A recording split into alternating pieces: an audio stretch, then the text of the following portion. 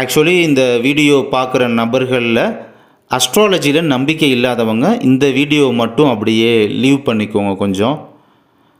குரு வக்ர நிவர்த்தியால் புதிய வேலை அல்லது புதிய வருமானம் கிடைப்பதற்கு பாசிபிலிட்டிஸ் அல்லது உறுதியாக யார் யாருக்கெல்லாம் வேலை கிடைக்கும் அப்படின்னு இருக்கக்கூடிய ராசிகள், அது எந்தெந்த ராசிகள் அப்படின்றது தான் இந்த வீடியோவில் வந்து நம்ம பார்க்க போகிறோம்.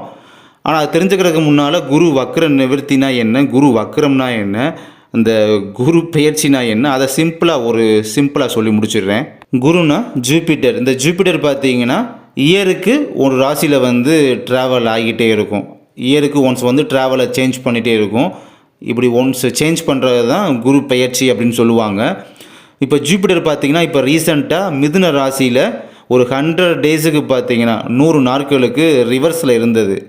இப்போ அகைன் பார்த்திங்கன்னா அப்படியே ரிவர்ஸில் இருந்ததுன்னா இதை வந்து வக்ரம் சொல்லுவாங்க தமிழில், வக்ரம். ஸோ இப்போ வக்ரத்திலிருந்து திரும்ப நிவர்த்தி ஆகுது, அதான் வக்ர நிவர்த்தி, குரு வக்ர நிவர்த்தி. அப்போ என்ன பண்ணுதுன்னா மிதுன ராசியிலேருந்து மார்ச் 11ஆம் தேதியிலேருந்து பார்த்திங்கன்னா அந்த டைரக்ட் பொசிஷனுக்கு பார்த்திங்கன்னா கடகராசியை நோக்கி ட்ராவல் வந்து ஸ்டார்ட் ஆகுது. இதைத்தான் பார்த்திங்கன்னா குரு வக்ர நிவர்த்தி அப்படின்னு சொல்கிறாங்க. இந்த குரு வக்ர நிவர்த்தி எப்போ ஆச்சுன்னா மார்ச் 11ஆம் தேதி, நேற்றுக்கு முந்தைய நாள் தான் ஆனது. இப்படி கடகராசியை நோக்கி ட்ராவல் ஸ்டார்ட் ஆகி போகும்போது தான் அது போய் இந்த ரீச் ஆகி முடிக்கும் பார்த்தீங்களா ஜூன் 2ஆம் தேதி, அதை தான் பார்த்தீங்கன்னா திரும்ப அகைன் அதை குரு பயிற்சின்னு சொல்லுவாங்க. ஸோ இந்த கான்செப்ட் உங்களுக்கு புரியுதான்னு தெரியலை எனக்கு. ஓகே, இப்போ நம்ம கண்டென்ட்டுக்குள்ளே போகலாம். இந்த மார்ச் 11ஆம் தேதியிலிருந்து மே 29ஆம் தேதி வரை இந்த 80 நாட்கள் தான் பார்த்தீங்கன்னா இந்த குரு வக்ர நிவர்த்தியால் ஏற்படக்கூடிய பலன்களில் புதியதாக வேலை அல்லது புதிய வருமானம் கிடைப்பதற்கான இருக்கக்கூடிய அந்த ராசிகளை பற்றி இப்போ நம்ம பார்க்குறோம். இப்போ நம்ம பார்க்க போகிறது பார்த்திங்கன்னா ஒரு 30% பழிக்கக்கூடிய ஒரு கோச்சார பலன் சொல்லுவாங்க. இப்போ உங்கள் ஸ்லாங்கில் சொல்கிறதா இருந்தால் ஒரு பொதுவான ஒரு மேலோட்டமான பலன் அப்படின்னு சொல்லலாம். பட் ரிமைனிங் ஒரு 70% பார்த்திங்கன்னா உங்களுடைய ஜாதக கட்டம், நவாம்சம், ராசி கட்டம் எப்படி இருக்குது, அதில் இருக்கக்கூடிய கோள்களின் நிலைமை எப்படி இருக்குது, சுபப்பார்வை எப்படி பார்த்துருக்கு, அண்ட் அதில் தசா புத்தி இதெல்லாம் பார்த்து பேஸ் பண்ணி தான் பார்த்தீங்கன்னா அது ஒரு 70%.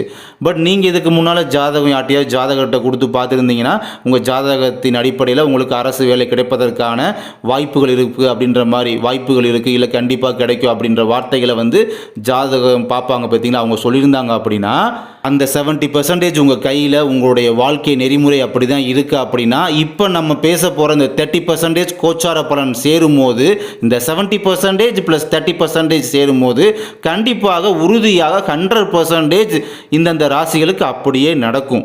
அது எந்த ராசிகள் பார்த்தீங்கன்னா மொத்தம் இருக்கக்கூடிய 12 ராசிகளில் ரிஷபம், சிம்மம், விருச்சிகம், மகரம், கும்பம், இந்த 5 ராசிகளுக்கு இந்த குரு வக்ர நிவர்த்தி மூலமாக பலன்கள் வந்து புதிய வருமானமோ அல்லது புதிய வேலையோ, அந்த புதிய வேலைன்னு சொல்லும் போது அரசாங்க வேலை கிடைப்பதற்கான சாத்திய கூறுகள் இருக்கக்கூடிய ராசிகளாக பார்க்கப்படுது இந்த 5 ராசிகள். இதுலேயும் பார்த்தீங்கன்னா இந்த 2வது சிம்மம் சொல்லி மென்ஷன் பண்ணியிருக்கேன் பார்த்தீங்களா. இப்போ அவங்களெலாம் பார்த்தீங்கன்னா தீயணைப்புத்துறை, காவல்துறை, நீதித்துறை, இந்த மாதிரி துறைகளில் இவங்களுக்கு வேலை கிடைக்கிது. அப்படின்னா மற்றவங்களோட கம்பேர் பண்ணி பார்க்கும்போது இந்த சிம்ம ராசி நபர்களுக்கு இந்த டிபார்ட்மெண்ட்டில் நம்ம சொன்ன டிபார்ட்மெண்ட்டில் வேலை கிடைக்கும் போது அந்த வேலை வந்து அவங்களுக்கு இருக்கக்கூடிய அந்த சுப்பீரியர் மூலமாக ஒரு அழுத்தம், ஒரு மன அழுத்தம் தரக்கூடிய ஒரு ஜாபாக வந்து ஒரு சில வருடங்களுக்கு, ஒரு 2 வருடங்களுக்கு அந்த மாதிரி தான் இருக்கும்.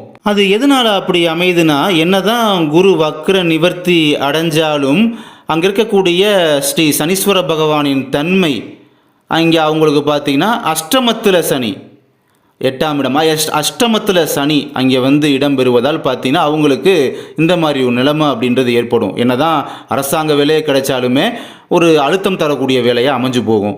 அடுத்து நம்ம கும்பராசிக்காரவங்களுக்கு பார்த்தோம்னா அவங்களுடைய அந்த நபருக்கு ஜாதக கட்டத்திலையும் இந்த அரசு வேலைக்கு போகிறதுக்கான அமைப்பு அப்படி இருக்குது. பட் இந்த ஒரு டைம் நல்லா நெருங்கி வருது அவருக்கு. இந்த குரு வக்ர நிவர்த்தி மூலமாகவும் ஒரு தன்மை ஏற்படுது அரசாங்க வேலைக்கு போகிற மாதிரி அப்படின்னா 70% ப்ளஸ் 30% அப்படியே 100% ஆகி ஒரு அதிர்ஷ்டம் ஏற்படுது. கண்டிப்பாக இந்த மார்ச் மாதத்துலலாம் அவங்களோட ரிசல்ட் வந்துச்சு வச்சுக்கோங்களேன், இந்த பங்குனி மாதத்தில் அதிர்ஷ்டம் இருக்குது, திடீர் அதிர்ஷ்டம் அந்த இதெல்லாம் இருக்குது. அவங்க ஜாதகத்துலேயும் திடீர் அதிர்ஷ்டம் இந்த மாதிரி ஒரு நிலைமை இருக்கும் போது கண்டிப்பாக இவங்க ஜாபுக்கு போகிறது உறுதியாக இருக்கும். அப்படியே ஜாபுக்கு அரசு வேலைக்கு போனாலுமே அந்த அரசு வேலையில் அவங்களுக்கு என்ன ஒரு பிரச்சனை ஏற்படும்னா, அந்த முதல் 3 மாதங்களுக்கு கொஞ்சம் உங்களை கண்ட்ரோல் பண்ணிக்கோங்க.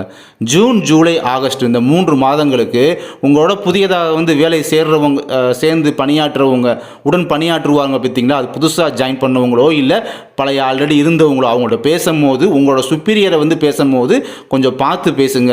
அவங்கனால உங்கள் கூடயே இருந்து பிரச்சனை ஏற்படுத்துவாங்க ஒரு 3 மாதத்துக்கு. ஸோ கொஞ்சம் பார்த்து பழகிக்கோங்க. அப்புறம் அந்த ஆகஸ்ட்டை தாண்டிடுச்சு அப்படின்னா செப்டம்பர், அக்டோபர் வந்துச்சுன்னா அப்படின்னா அதுக்கப்புறம் சரியாக போயிடும், ஒன்றும் பிரச்சனை கிடையாது. அதுலேயும் கும்பராசிக்கு அவிட்டம், சதயம், புரட்டாதி இந்த 3 நட்சத்திரங்கள் இருப்பாங்க. அவங்க தான் கும்பராசிக்காரவங்களா இருப்பாங்க.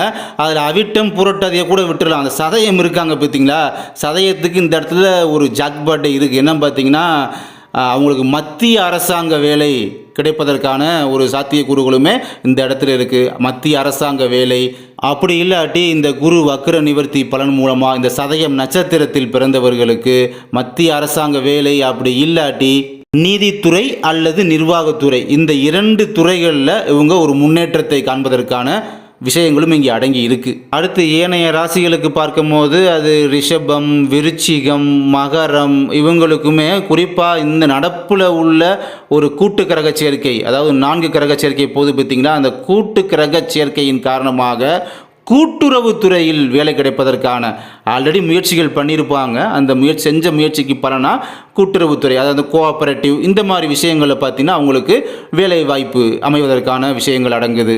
அது கூட்டுறவுத்துறை அப்படின்னு சொல்லிட முடியாது, அதுவும் தான் இருக்குது. அதே சமயத்தில் புதிய வேலை வாய்ப்பு, குறிப்பாக அரசாங்க வேலை வாய்ப்பு, ஸோ பொதுவான அரசு வேலை வாய்ப்பை தான் சொல்கிறேன், அந்த மாதிரி விஷயங்களுமே அடங்குது.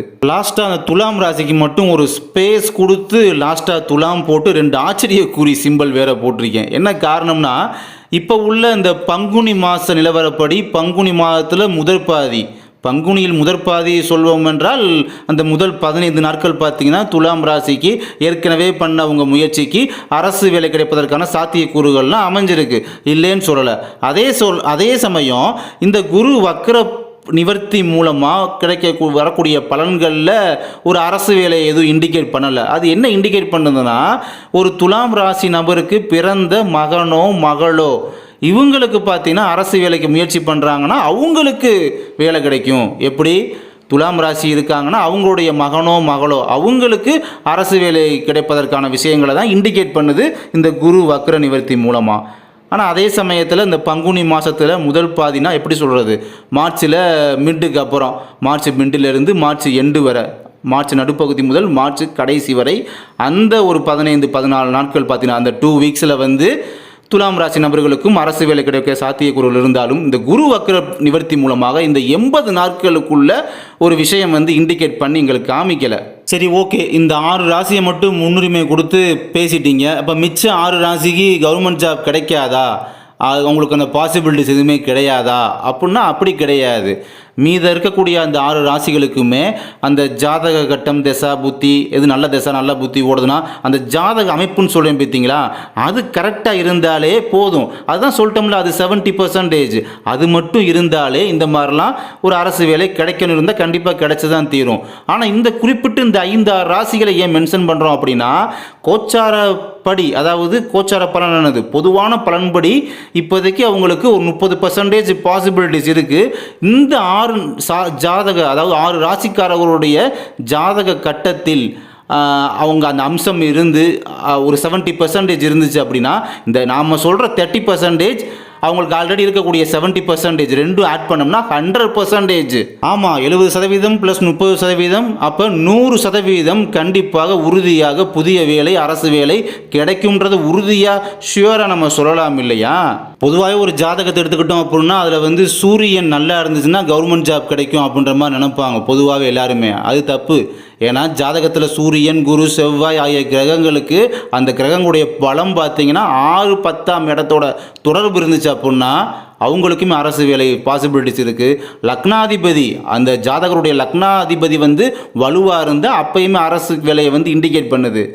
சூரியன் வந்து சிம்ம ராசியிலையோ, அந்த சிம்ம ராசியில் ஆட்சி அல்லது உச்சம் சொல்லுவாங்க, அது இருந்து குரு பார்வை இருந்தாலுமே 10ஆம் இடத்தோட சம்மந்தப்படணும். அப்படி இருந்தாலுமே கண்டிப்பாக அவங்களுக்கு அரசு வேலை உறுதியாக கன்ஃபார்ம் கிடைக்கும்.